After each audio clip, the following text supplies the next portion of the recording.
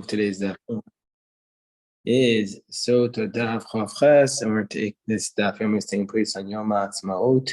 We acknowledge the great miracles of Hashem that are visible before our eyes, and today's daf yomi is a daf that's filled with miracles.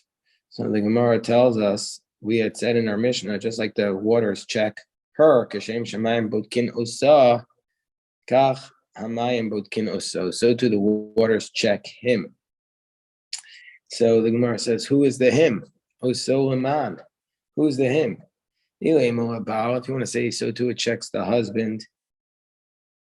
Well, Baal Mayavid, what did the husband do wrong that the waters are going to punish him? He didn't do anything wrong. And if you want to say on the top of Chav Ches Amud Aleph,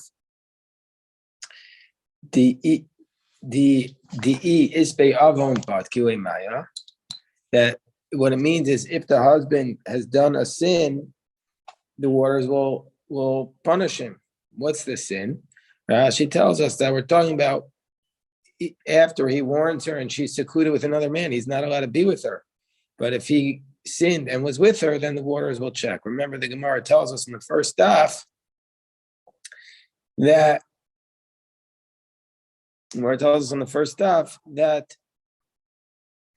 we send two Torah scholars to accompany them to the base of Mikdash to make sure they don't sin. So maybe that's what it's referring to. So the Gemara says it can't be, because ki ispe avon bedidei mibad kolei ma'eladida. If there would be actually a sin in him, the waters wouldn't actually test her. Because we learned v'nika ish me'avon va'isha hi tisa savona. If the man will be free from his sin, and then the woman will carry her sin. Only when the man is himself free from sin, and the Gemara is going to elaborate on this in Daf Mem Zayin.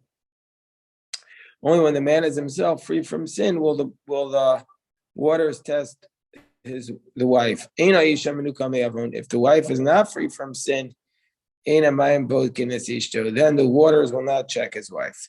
So it can't be that it's her husband, because if her husband sinned, the waters won't test his wife. So therefore, so what it must mean is that just like the waters test her, they also test her adulterer. Wherever he is at that time, he's going to be just like she's checked by the waters will have a supernatural effect on him. Well, if that's the case, listening Kidikatani Seifa, well then the Gemara asks, the Mishnah should have used the language that they use in the concluding clause of the Mishnah, which states, Kishem Shasur Labal, Kachasur Laboal. There it says explicitly the Boal, which the Mishnah is telling us, just like she's prohibited to return to her husband until she drinks the bitter water, so too she's prohibited to return to the adulterer, or to be with the adulterer, until she drinks the bitter waters and is divorced by her husband. So the Gemara says, so why does it use there the language of Boel and not Oso? Gemara says, Boel. Yeah, it refers that when it says just the waters test him, it refers to the adulterer. The Reisha in the first clause, it uses the word Aidi Tani Oso, just like it says the waters test her, Tani Oso, it says him. Seifa Aidi Tani Baal, Tani Baal. But in the concluding clause, when it says Baal, it says Baal. So it's just the context. The Mishnah continues and explains, just like the waters test him, just like the waters test her, they test him. What's the source for this? The Mishnah had said, Shenemar, as it states, Uvau, that it states that the waters came in to Uvau Amayim, that the waters came in. And it says this verse twice, Uvau Va'au. So let's read the Brisa. Tashma Hashem Shasur Labal, Kach Hasur Laboal. Just like she's prohibited to be with her husband until she drinks the bitter waters. So wait, the Gemara, we skipped on. The Gemara asks the question, when the Gemara says that we know the waters test him as well as her, it's based on uvo. But is it on the fact that there's an extra vav, or is it on the fact that the word bao is repeated? That's the Gemara's question. So the Gemara says, let's try and bring a brisa. Kishem tashma. Kishem shasuru abal, kach asuru boel, shenemar nitma'av v'nitma'ah. So the next line in the Mishnah it stated that just like she's prohibited to be with her husband, she can't be with the boel because it states nitma'ah v'nitma'ah. V'adayin tibayim, but we don't have a question. Nitma'ah ka'amar. Is it telling us nitma'ah, or nitma'ah v'nitma'ah ka'amar? Or so what's the limud here? Is the limud from the extra? Is the limud from the fact that the word nitma'ah is repeated, or is it from the fact that it says v'nitma'ah, that there's an extra vav in it? So Gemara says, Tashma b'tikatani seifa, Rabbi Omer shnei pamim amurim b'parsha v'nitme'av. The next clause argues with Rabbi Akiva.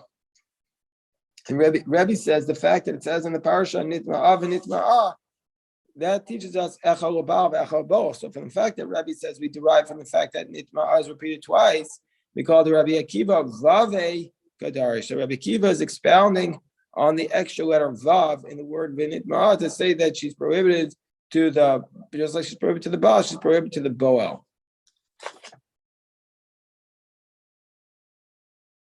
And so therefore, when it's an extra vav from uvao, hilkach Rabbi Akiva, so therefore Rabbi Akiva must be, we call the Rabbi Akiva vavi kadar. So therefore Rabbi Akiva is expounding the extra vav of uvao to tell us that just like the waters test him, they test her, and the extra vav of v'nitma'ah to tell us just like she's prohibited to the baal, she's prohibited to the boel. Hilkach Rabbi Akiva shisa kraiksivi. So from the fact that Rabbi Akiva darshans the extra vav from the word uvo, it teaches us that Rabbi Akiva is expounding on the extra letter vav of uvo, and so therefore he has 6 words that need to be expounded. The 3 times uvo appears with an extra vav each time, and so therefore there's the 3 times of the word ba'u needs drasha, and the 3 vavs need drasha. So what does he do with each of these drasha? Silkach Rabbi Akiva shisa krai ksivichad litzava dida v'chal litzava didei. One is to tell us that Hashem is commanding the water to enter and test her, and one is Hashem is commanding the water to test him. Chad l'asiyah dida v'chad l'asiyah didei. One is to tell us what happens when the water goes into her, and what happens when the water goes into him. And one is that she knows exactly the formula in which the water tests her, i.e., that it first goes to her stomach and then to her thighs. And what also, so he knows. So, because we might have thought from the fact that when the Kohen warns her, he warns her about the thighs before the stomach, we might have thought that that's the way it happens. So we're being told, no, that she needs to know it starts in the stomach and not the thighs, and not the thighs. The Rebbe, whereas Rebbe doesn't dash on the extra vav. So he says, Kishem Shemayim Bot Kenoso, Kach Bot Kenoso Minai. So how does Rebbe know that just like the water tests her, it tests him? Nafkohe Miditani, he learns it out from the fact that it states in the Pasuk, it says in the pasuk that the waters will come in and they'll distend the stomach and make the thighs fall. That refers to the adulterer's stomach and thighs will collapse. So therefore, that's how he knows that the adulterer is checked. So the Gemara says, is that really the case? Maybe it's referring to the woman's stomach and thighs collapsing. There's a different pasuk that says in the feminine that her stomach will distend and her thighs will collapse. All right, that's clearly referring to the adulterer, to the woman. All right, amor. And so therefore, so therefore, what do I do with the fact that it says litzvos beten limpol yerach? So therefore, Rabbi says that's to teach us bin novi rechel shabol. So Rabbi learns out that the adulterers, the male's stomach collapse from that the water's testing from. It says, it's both bet and limpol yerach. But Rabbi Akiva learned it out from the fact that there was the extra vav of uvo. So if that's the case, what does Rabbi Akiva do with the pasuk of litzpos betem the limpol yerach? The idach, and so Rabbi Akiva, what does he do with that pasuk? Who the mudale going to bet and beresha v'hader yerach. This is the Kohen tells her, you have to know how it's going to happen to you. You have to know that first your stomach is going to collapse and not your thighs. First will be your stomach and not your thighs. Because we don't want there to be a laz. Laz means to be like a bad report about the bitter waters. Why? Why would we think there'd be a bad report about the bitter waters? Rashi tells us, Mishum dehu amar la beklala bereisha es yirechech nofelas, because when he curses her, he says first, your thighs will collapse. V'sofa mayim livdok kederach kanisasan. And in the end, the waters will test the way they enter into her body. Dichsev et sifta bitna. V'hadav v'nefla yirecha lekach. He needs her to know that the waters will test her the way they come in. Otherwise, she'll think that the bitter waters don't work. She won't appreciate the miracle. Even though it's obviously a miracle because she's collapsing as a result of the bitter waters, if it doesn't happen exactly the way it was predicted, she'll think it wasn't a miracle. This teaches us that sometimes it could have such a miracle in front of our eyes, and we don't appreciate it. It has to be exactly right, or else we don't see the miracle. Okay, this is a commentary on the state of Israel today. It's obviously one of the greatest miracles in the history of humanity.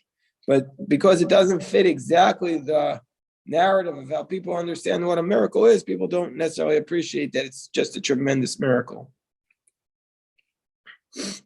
So, the idach, so how does Rebbe know this teaching that the Kohen has to tell the woman exactly how the water is going to enter into her? Because the pasuk could have said bitna v'yirecha, my beta and v'yirech, shma minalabo. It could have just said bitna v'yirecha, and then we would have known that it was just to tell the Kohen, just to tell her how it comes into her body. So why does it say beta and v'yirech? To tell us this idea. Shema minalabo, to tell us that the Boels, the adulterer, the male, his stomach is also going to collapse. Well, maybe that's the only thing it's teaching. How do we know it's also teaching this idea of the fact that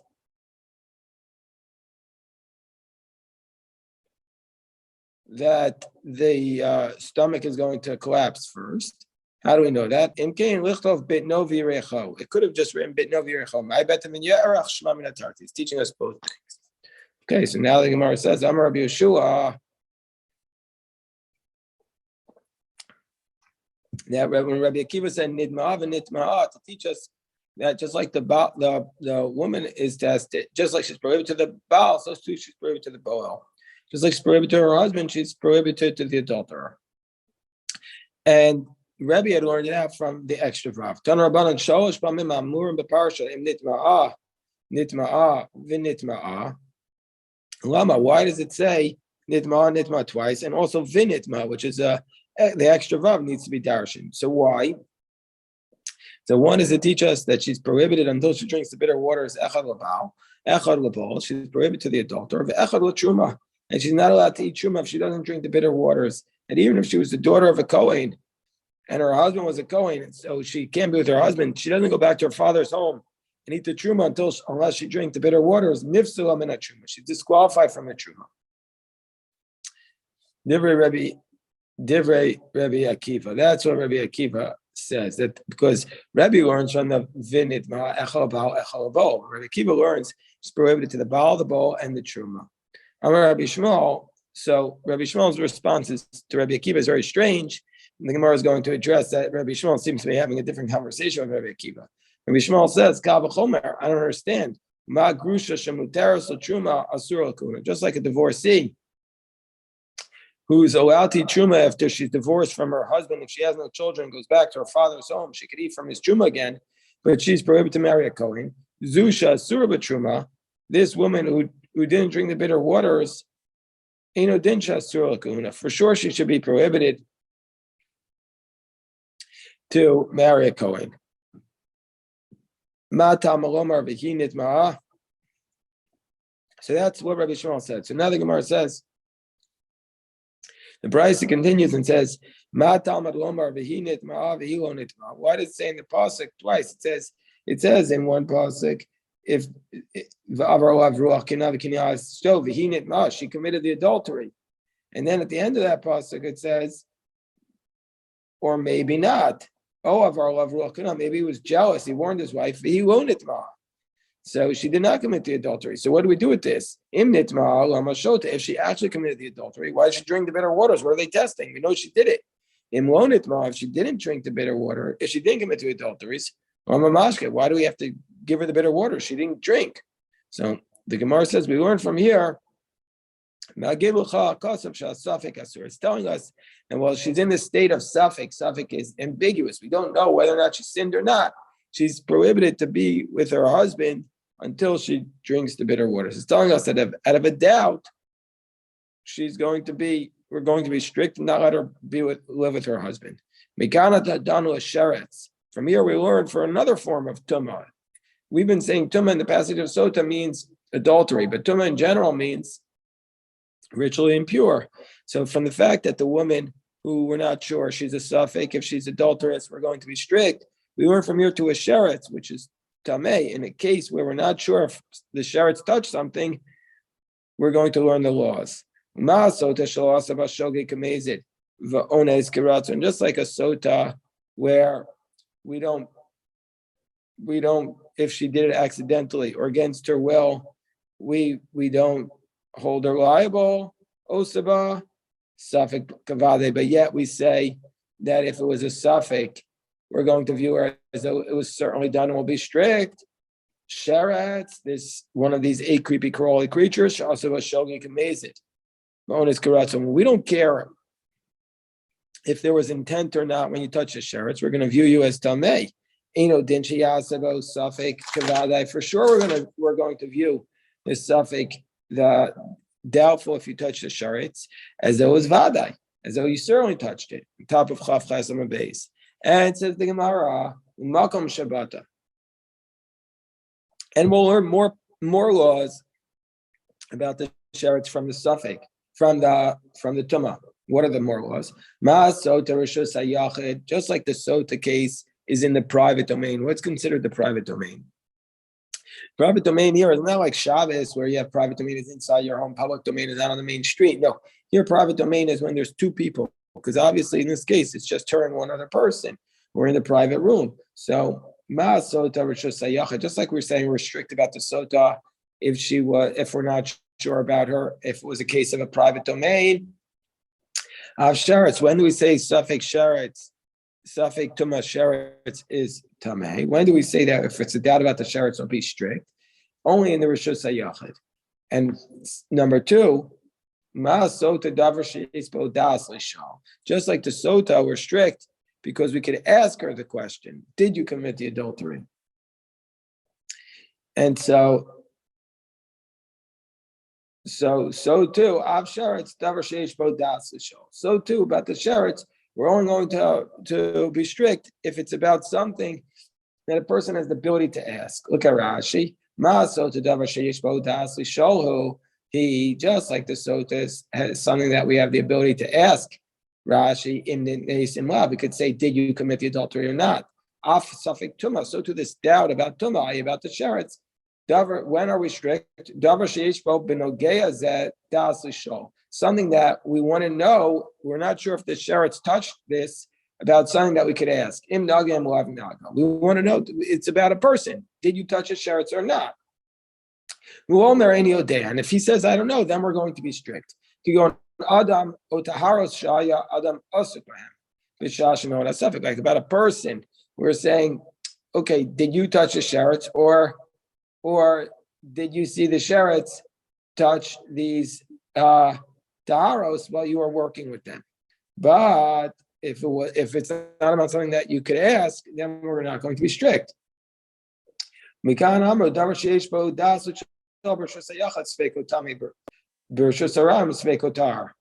So from here we established a principle that is a principle about Tumah in general, that if it is something that you can ask, that you can ask, and it's in the private domain, now we're going to be strict about Tumah. But in the public domain, we'll be lenient.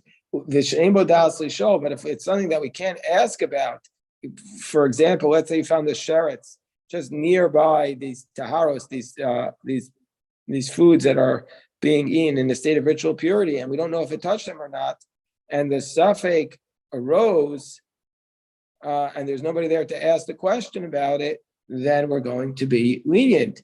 Whether it's in the private domain or even whether it's in the public domain or even in the private domain, we're going to be tahor. So then the Gemara, here, let me stop the recording now, but we're going to keep going, we'll keep studying.